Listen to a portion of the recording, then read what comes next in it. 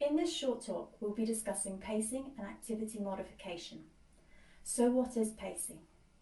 Pacing means to break an activity down into smaller chunks, or to perform an activity at a rate that you're more comfortable with. Doing too much activity in one go can lead to a flare-up in symptoms. This is periods of time where we're more sensitive to pain, or our pain is more acute. When our pain is heightened, this can reduce our activity level, which overall leads to a gradual deconditioning of our muscle and joint health. This reduces our tolerance to move, exercise and perform our day-to-day activity, and can become a downward spiral over time, meaning less and less activity can lead to a flare-up, and making that need for rest and recovery days to become more and more frequent over time. It's important that we try and break this cycle, and pacing is a strategy that can help us achieve this and prevent flare-ups from happening in the first place. You may have also heard this being referred to as a boom-bust cycle. We can see on the graph that the first person's activity spikes on active days and falls on recovery days, and overall this person is becoming less and less active over time. By using pacing strategies and gradually improving our tolerance to movement and exercise, we can start to add in a little bit more activity. You can see on the second graph, with the addition of better pacing, we can become more productive over time. So you might be wondering how you can go about pacing your activity. First of all, we need good planning. So plan out your activity and exercises for the day. Make sure you leave enough time to do each activity and add extra time in for those rest breaks. For example, today I might need to hoover the house. This would normally take me 30 minutes, but I'm going to allow myself an hour to allow those rest breaks to break up that activity and pace it out.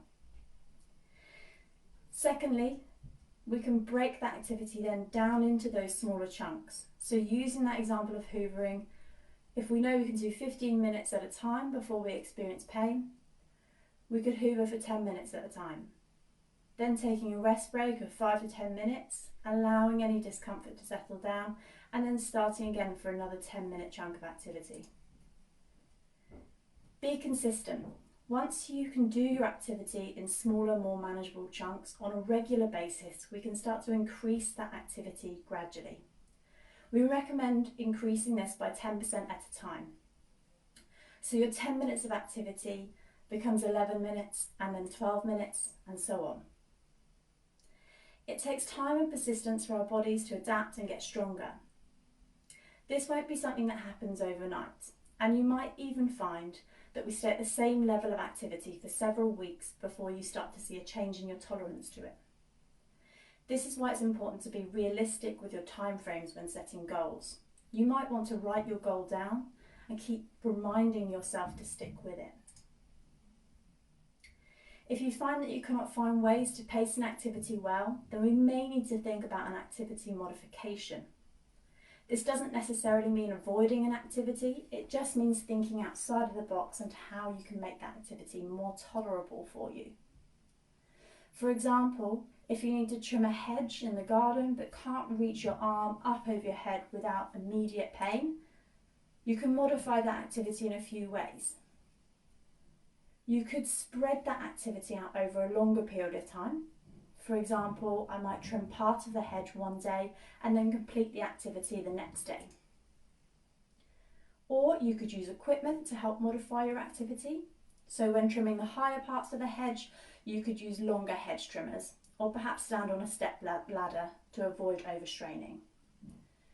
You could modify the activity by enlisting help from a partner, friend, or family member as well.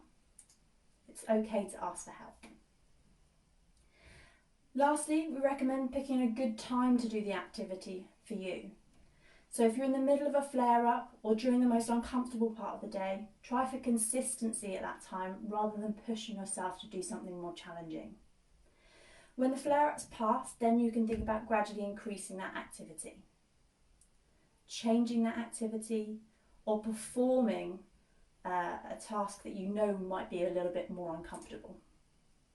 So have a go at putting some of these small changes into your routine this week and see what a difference it can make to your pain.